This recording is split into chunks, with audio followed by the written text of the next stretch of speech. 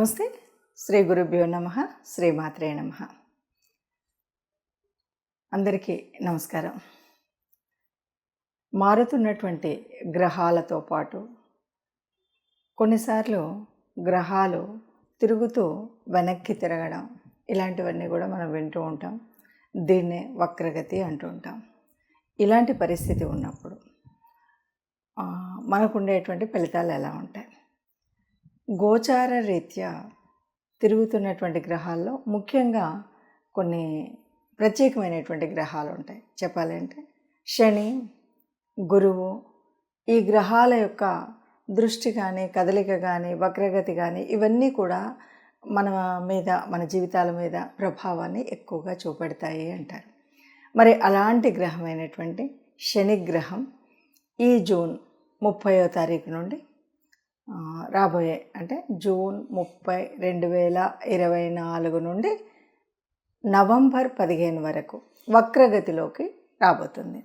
మరి ఇలా వక్రగతిలోకి వచ్చినప్పుడు ఏదైనా అంటే మంచి కానీ చెడు కానీ ఎలా ఉంటుంది, అది కూడా ఒక్కొక్క రాశికి ఎలా ఉంటుంది అనేది తెలుసుకునే ముందుగా అసలు శనిగ్రహం అంటే ఇది వాయుగ్రహం అని మనకు తెలుసు. శనిగ్రహము ఇది ఒక రకంగా చెప్పాలంటే చాలా డిసిప్లినరీ గ్రహము అని చెప్తాం. ఏదైనా ఇవ్వాలి, ఏదైనా అంటే కూడా చాలా సిస్టమేటిక్గా ఒక నిబద్ధతతో క్రమశిక్షణ ఇవన్నీ కలిగి ఉన్నప్పుడు మనకు దాని యొక్క ఫలితం వస్తుంది అని మనకు తెలుసు. ఏదైనా తొందరగా కాకుండా దాని యొక్క ప్రభావాన్ని పొందిన తర్వాత ఫలితాన్ని పొందేటువంటి స్థితి కూడా మనకు శనిగ్రహం నుండి వస్తుంది. మరి అలా ఒక్కొక్క రాశి మీద ఈ ప్రభావం ఎలా ఉంటుంది? అయితే ఇప్పుడు వక్రగతి అంటే ఏంటి? వక్రగతి అంటే ఏ గ్రహమైనా వెనక్కి తిరుగుతుందా అంటే మనకు తెలిసినంత వరకు రాహుకేతువులు మాత్రం అపసవ్య మార్గంలో ఉంటాయి.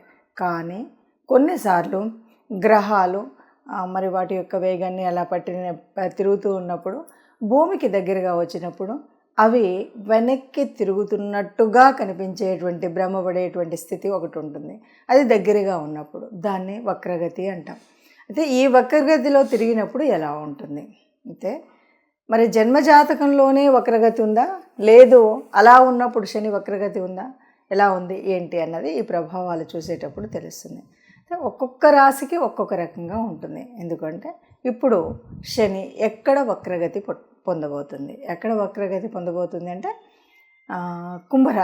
కుంభరాశిలో దాదాపుగా చెప్పాలంటే మొదట 3 నెలలు గురు నక్షత్రం మీద, తదుపరి శతభిష నక్షత్రం మీద ఈ వక్రగతి అక్కడ నుండి వక్రగతి అనమాట. అంటే 4.5 నెలలు, దాదాపు 139 రోజుల వరకు శని యొక్క వక్రగతి ఉంటుంది.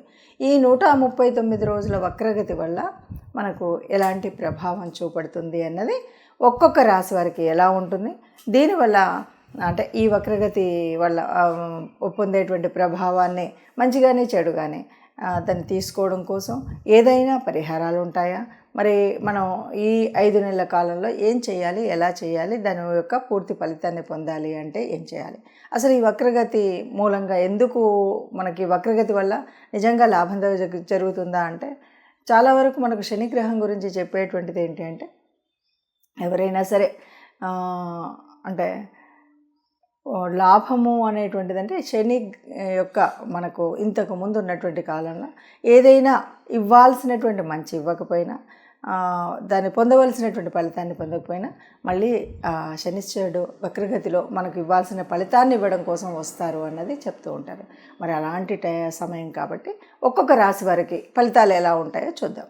తదుపరి రాశి ధనుసు రాశి వారికి ఈ 4.5 నెలలు ఎలా ఉంటుంది అంటే జరగబోయేటువంటి మనకు ఈ శనిశ్చరుడు వక్రగతి పొందేటువంటి స్థానం ముఖ్యంగా 3వ స్థానం. అలాగే ఈ వక్రగతి పొందేటప్పుడు అది ఇలా వెనక్కి తిరుగుతూ 2వ స్థానాన్ని టచ్ చేస్తుంది. కాబట్టి 2వ యొక్క స్థానం యొక్క ఫలితాలు కూడా పొందేటువంటి అవకాశం ఉంటుంది. మరి 3, 2 ఇలా చూసినప్పుడు ఇది మొదటి 3 నెలలు కూడా ఇది గురు నక్షత్రం మీద వక్రగతి పొందుతుంది. ఆ తర్వాత మనకి శతభిషలో కాబట్టి వీళ్ళకి ఎలా ఉంటుంది అంటే ముఖ్యంగా కమ్యూనికేషన్ విషయాల్లో బాగుంటుంది, తన యొక్క సోదరుల విషయాల్లో బాగుంటుంది. చాలా అంటే వాళ్ళకి లాభం జరిగినా వాళ్ళకి ఆనందం, వాళ్ళకి సంతోషాలు ఇవన్నీ కూడా మనకు సంతోషాన్ని తెచ్చిపెట్టే విధంగా కూడా ఉంటాయి. ఇవన్నీ కూడా ఈ ధనుసు వారికి ఉంటుంది. అయితే మనం రెండవ స్థానం దగ్గరికి వచ్చేసరికి ఇది కమ్యూనికేషన్కి సంబంధించినటువంటి స్థానం, మన నాలుకకు సంబంధించిన, అంటే మనం ఎలా మాట్లాడితే అలా ఉంటుంది, వాక్ స్థానం కాబట్టి. అలాగే ఇది ధనస్థానం కూడా అంటాం. కాబట్టి ఈ రెండు స్థానాల్లో కూడా మనం చేసుకునేటువంటి, అంటే ఇప్పుడు ఉన్నటువంటి మన స్థితి లేదు, మన జన్మజాతకంలో అప్పుడు ఉన్నటువంటి మనం పుట్టినటువంటి సమయం కనుక ఇది శని యొక్క దశ అంతర్దశల్లో పుట్టినాం, లేదు మనం పుట్టినప్పుడు మనకి అర్ధాష్టమ శని లేకపోతే అష్టమ శని ఇవేవైనా మనకు అప్పుడు ఉన్నాయి అంటే ఇప్పుడు పట్టిందల్లా బంగారమే. అలా లేదు, సరే అలా లేకపోయినప్పటికీ ఇప్పుడు నడుస్తున్నటువంటి దశ బాగుంటుంది అంటే అది కూడా బాగుంటుంది. అలా కాదు ఇవేవి లేవు అన్నా కూడా బాగుంటుంది. ఎందుకంటే ద్వితీయంలో ఉండేటువంటి మీరు మాట్లాడేటువంటి మాటను బట్టి అన్నీ బాగా జరుగుతాయి. మూడో స్థానం కూడా కమ్యూనికేషన్కి సంబంధించింది ఉంది, సోదరులకు సంబంధించింది. కాబట్టి మీరు మాట్లాడుతున్నప్పుడు అందరూ కూడా మీకు సోదరులందరూ కూడా మీకు అన్ని విషయాల్లో మాట సహాయం చేయొచ్చు, శారీరకంగా సహాయం చేయొచ్చు. వారి సహాయం మీకు లభిస్తుంది, వారి ఆనందం, వారి యొక్క ఉన్నతి మీకు చూడగలుగుతారనమాట. ఈ పరిస్థితి మనకు ఈ 4.5 నెలలు ఉంటుంది. అయినా మాకేం అలా అనిపించలేదండి, మీరు ఏదో చెప్పారు అని అనిపిస్తే తప్పకుండా ఇప్పుడు చెప్పబోయేటువంటి పరిహారాలను అయితే చేసుకోండి. పరిహారాలు చేసుకుంటే తప్పకుండా కూడా శనిశ్చరుడు ఇచ్చేటువంటి లాభాలని తప్పకుండా పొందిన వాళ్ళు అవుతారు, ఆనందంగా ఉంటారు, సుఖంగా ఉంటారు. అందరూ సుఖంగా ఉండాలి. ఇప్పటి వరకు మనం ఈ రాశి ఫలితాలను చూసాం కదా. అయితే అందరికీ లాభమా నష్టమా అన్నది కాదు. శనిశ్చరుడు అంటేనే క్రమశిక్షణ. నిజానికి మన జన్మ కుండలిలో మనకి ఇంతకుముందు అంటే పుట్టినప్పుడు ఎప్పుడైనా సరే ఎవరికైనా అర్ధాష్టమ శని కానీ, అష్టమ శని కానీ, శని దశ కానీ, శని అంతర్దశలు కానీ ఉన్నట్టయితే అటువంటి వారికి తప్పకుండా ఇలా శని వక్రగతిలో ఉన్నప్పుడు మనకి చాలా వక్రగతిలో ఉన్నప్పుడు శుభ ఫలితాలు పొందుతాయి అని చెప్పచ్చు. అలా కాదు, ఇవేవి లేవు కానీ మరి అర్ధాష్టమ శని ఇలాంటివి ఏదో ఒకటి ఉంది, లేదు ఇది లేదు, ఇవి లేదు మనకు జన్మజాతకంలో అంటే ఇప్పుడు జరుగుతున్నటువంటి కాలంలో, అంటే మీరు జన్మజాతకంలో కాకుండా గోచార రీత్యా ఎవరికైనా అర్ధాష్టమ శని, అష్టమ శని, శని దశ నడుస్తున్నా ఇప్పుడు కూడా ఆ ఫలితం ఉంటుంది. ఇంతేకాదు ఎవరికైనా మరి మంగళ దశ నడుస్తున్నా కూడా దీనివల్ల శుభ ఫలితాలు జరుగుతాయని చెప్పచ్చు. ఇలా కాదు మనకేమీ ఈ మంగళ దశ లేదు, అర్ధాష్టమ ఇవేవి లేవు, మరి అలాంటప్పుడు ఇప్పుడు వస్తున్నటువంటి ఈ శని వక్రగతి వల్ల మేము ఏం చేసుకుంటే మాకు దానివల్ల వచ్చేటువంటి నష్టాలు రాకుండా ఉండి పొందబోయేటువంటి శుభ ఫలితాలు మాకు పొందాలి అని అనుకునేటువంటి వారు చేయవలసినటువంటిది ఏమి?